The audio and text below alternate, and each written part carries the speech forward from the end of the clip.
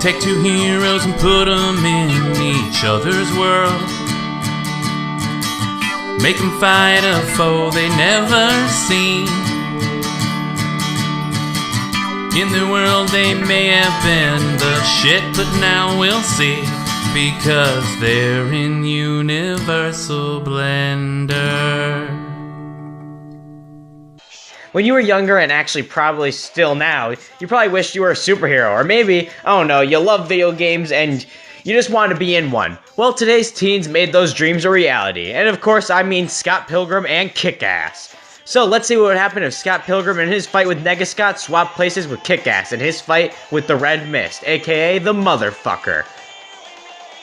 Dude, Scott Pilgrim has the best life ever. His life follows video game logic, he's got the girl of his dreams, and honestly, he has a pretty great life altogether. At this point, he can only further drive that point home by his awesome powers and abilities. He has minor amounts of Toon Forces that he can use to survive ridiculous things, and he can create energy blasts in his with his bass, which is also pretty cool. Scott carries his bass guitar, and the power of love, which is a katana, and the power of understanding, which is also a katana. Wow, what a redundant arsenal. He also carries one 1-up that can bring him back to full health if he dies. Now, Scott also has a few special moves, like his super attack, where he basically does the Tatsumaki Senpuken, or a Hurricane Kick. He also has his Tech 1 attack, where he uppercuts you into the air with a blast of energy, as well as the Tech Attack 2, which is Dash Punch. Scott's base can shoot energy waves from it, and it does a decent amount of damage to his foes. He also has a reversal where Scott can block and counter attack with ease. He's got the air juggle, which is a 63 punch air combo with a 64th downward spike attack. And the power of love boosts his stats. And it even gives him two special moves. The Ninja Slash, which is a reference to the OP of Ninja Gaiden, where he dashes forward and slashes his opponent in half. And the power of love, where he can send short range energy blasts with his slashes. With the power of understanding, he's even stronger. And it gives him even stronger stat boost in the power of love. Now, it also gives him a new move called the X-Stroke, which, I mean, he needs another person to do it, so it's going to be useless in this match. As for Nega Scott, well, he's got all the same attacks and weapons, minus the swords, and he can manipulate the power of darkness, which is basically just dark energy. Now, if Scott's going to get his woman back from the clutches of the evil ex-boyfriends and that one girlfriend, he's going to need to be strong, and you'd be right. Scott is strong enough to take down Matthew Patel effortlessly, he made Todd Ingram bleed, and he actually one-shot Ramona's ex-girlfriend Roxy after discovering the power of love. And he, with the help of Ramona, they were able to beat Gideon. Now, Scott's fast enough to block attacks from Roxy without seeing her until she started the attack, and he's dodged Gideon's lightning attacks. Scott's tough enough to survive attacks from Matthew Patel, take sucker punches from Lucas Lee, and fight Gideon, and he survived the second time. And guess what? Nega Scott scales directly to Scott, meaning he is equally capable of fighting evenly with him. So Scott is a video game and comic book nerd, and he's an extremely skilled swordsman. He's an expert in hand-to-hand combat, and he's considered the best fighter in his province, and he's defeated numerous foes. But Scott's not perfect. He is kind of lazy and dumb, and he ignores his flaws, which can lead to his defeat sometimes, and he only has one bonus life, so I mean, it's not exactly good if he dies more than once. And while Nega Scott doesn't share these flaws necessarily, he does share the intelligence and the stats, meaning Nega Scott does scale directly to Scott. Kick-Ass! That movie was, well, kick-ass. And despite what anybody says, I also really like the second one. And, yeah, let's just go ahead and move into Kick-Ass and Red Mist before I get all the fan hate in the comments. Oh dear God, it's gonna be awful. So Kick-Ass, believe it or not, does actually have one power, and that's his super high pain tolerance, because he actually has damaged nerves and metal plates in him. Now, Red Mist, on the other hand, does not have this power and does feel all the pain. So Kick-Ass wields two batons that actually have spikes on them, useful and terrifying, might I add, and they're pretty good for bludgeoning and impaling foes with, just a swing. Now, Red Mist, on the other hand, or the Motherfucker, if that's what you want to call him, I don't know, the movie was really weird about it. He wields a few guns, but primarily a handgun and a couple ninja weapons like nunchucks. So, on to strength. Kick-Ass is strong enough to physically take on multiple gang members with or without his clubs, and not only that, he can fight them and win. He can shatter a guy's nuts with a single kick, and he's broken bones and even caved in teeth before, and with his attacks before, and he's fought Red Mist rather easily, so Red Mist can scale right up to Kick-Ass as they were able to fight pretty evenly. As for speed, well, he's fought multiple gang members, which shows he does have prowess. While he does get hit a lot, he has shown he has the capability to dodge and counter hits from these goons before. He's also shown some levels of, like, parkour and gymnastics skills, so, I mean, it's pretty impressive. Now, that's about athletic to peak human if we want to be fair, and of course he's fought Red Mist evenly, meaning he can scale to Kick-Ass.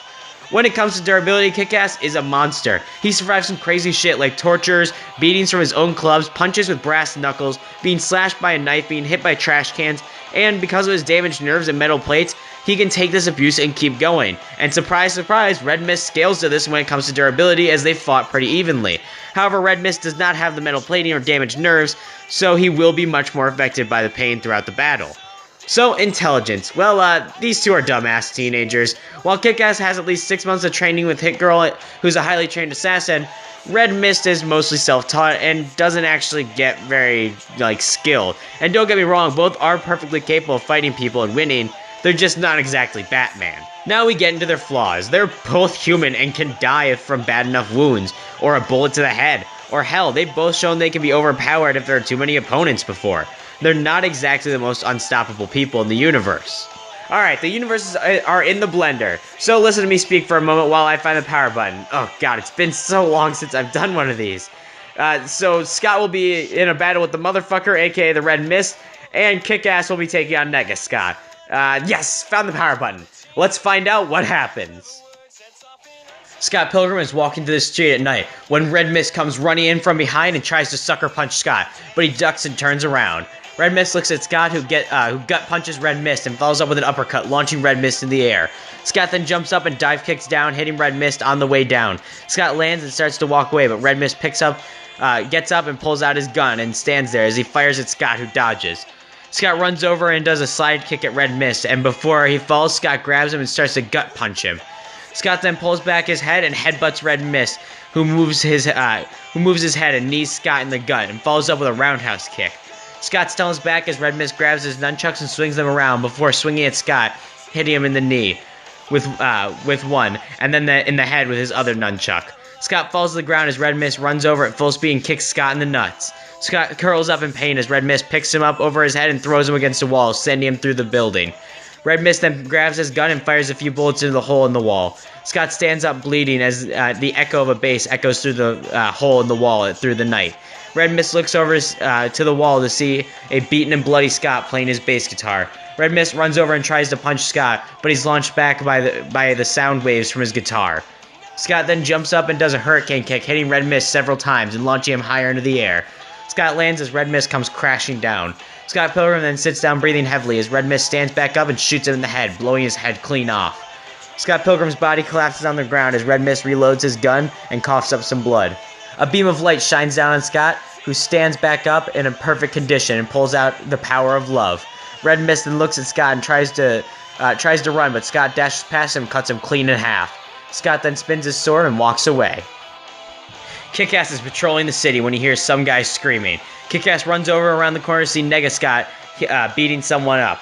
Kick-Ass runs over and grabs his batons and swings them at Nega Scott, hitting him in the head. Nega Scott looks at Kick-Ass and then drops the guy he was fighting. Kick-Ass starts backing up before turning and running as fast as he can. Nega Scott runs over and jumps up and before he dive kicks down, hitting Kick-Ass in the back. Kick-Ass turns and swings his batons, but Nega Scott ducks and hits him with a powerful uppercut, launching him into the air. Nega Scott then fires a dark energy blast at Kick-Ass, launching him into a nearby dumpster. Kick-Ass stands back up, bleeding badly, as Nega Scott runs over and grabs Kick-Ass and tries to gut punch him, but Kick-Ass knees him in the gut and then throat punches Nega Scott. Nega Scott then backs up, holding his neck in pain, as Kick-Ass runs over and hits him over the head with one of his batons. He then hits him in the side with the other. Kick-Ass jumps up and does a spin kick towards Nega Scott, at Nega Scott, but he catches his leg and breaks it with one powerful strike. Kick-Ass falls to the ground as Nega Scott shatters his skull with one stomp. Nega Scott then walks away as Kick-Ass's body lies there in the street, bleeding with shattered brain matter and skull all over the street. So, Scott Pilgrim and Nega Scott won their battles, and allow me to explain. You see, Kick-Ass and Red Mist clock in about athletic to peak human and speed due to fighting multiple people at once and wall level at their best if we want to be generous and, be generous with their weapons.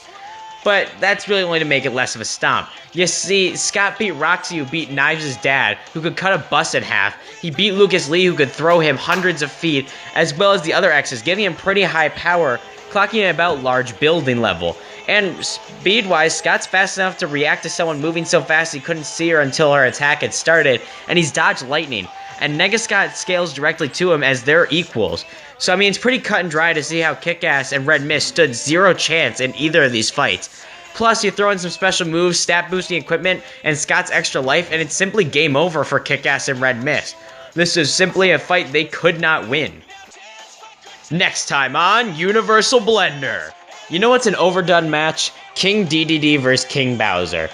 Honestly, it is an overdone fight. So let's switch it up a little bit. That's right, next time on Universal Blender, we've got Mario and Kirby switching places.